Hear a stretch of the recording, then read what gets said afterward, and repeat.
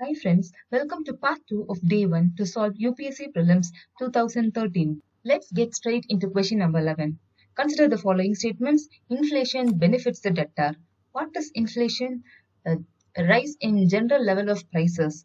That is, I'm having 1000 rupees and if I can buy one table for this and after few years what happens is the there is inflation and I can buy the same table for 1500 rupees. Okay, so this is the rise in price and this is inflation. And if I had bought 1000 rupees, okay, in the initial year, and after inflation, after a few years, I have to return only 1200 with interest.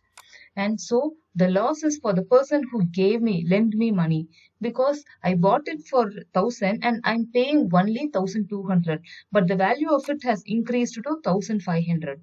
And hence, inflation benefits the debtors. This is true. Actually, inflation redistributes wealth from the creditors to the debtors. Inflation benefits the bondholders. No, actually, bondholders are the creditors and bond issuers are the debtors. So, inflation will benefit the bond issuers and not the bondholders. So, the answer to this question is A, one only. See, with inflation, also the yield of bond goes down. Yield is the return, and thus a negative effect for the bondholders. The bondholders are actually creditors. Question number 12. A rise in general level of prices may be caused by an increase in the money supply. Yes, when there is more money, the price of the goods will increase. A decrease in the aggregate level of output. This is also true. An increase in the effective demand. Whenever demand increases, the price also increases. So all three are right. The answer to this question is D. See here, these are the causes of inflation, demand pull and cost push. Please do read them. Question number 13. Which one of the following is likely to be the most inflationary in its effect? Repayment of public debt. Yes, it can cause some inflation, but it is not the most inflationary. Borrowing from the public to finance a budget, borrowing from banks. No. The most inflationary is creating new money to finance a budget deficit. The answer is D. Why?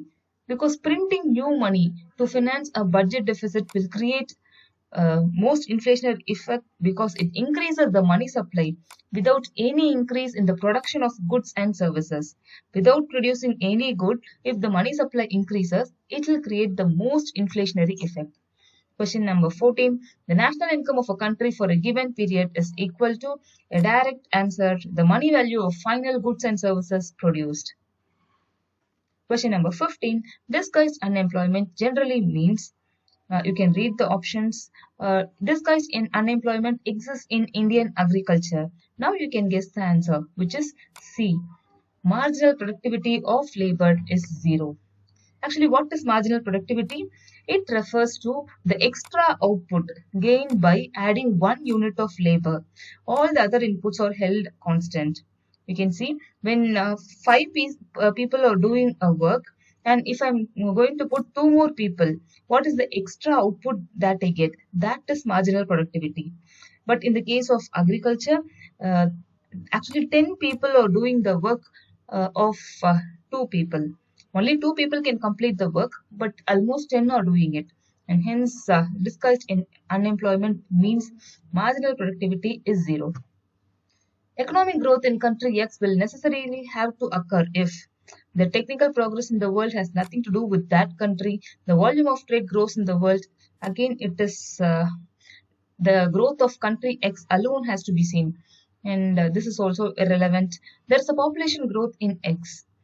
When there is population growth, there is more consumption, and economic growth may not actually happen.